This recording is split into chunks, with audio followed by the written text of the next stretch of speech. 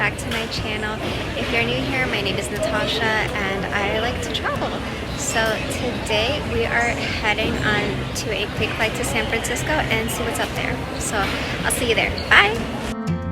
So I have about an hour wait time and am I the only one that gets like really sad to leave home?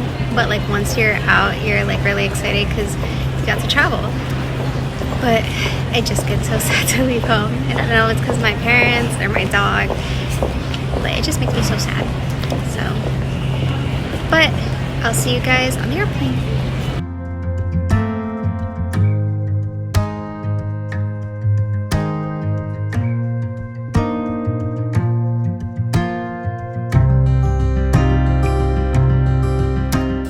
Hey guys, it's bright and early and it's day one in San Francisco. It's 46 degrees outside, which is really cold for me considering I come from Florida.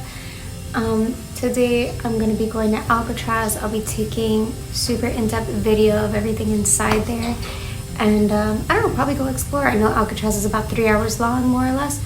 So yeah. Oh, also I'll show you the hotel room probably a little bit later. It's just a little messy because I was just so tired. I just wanted to sleep. Anyways, I'll see you there.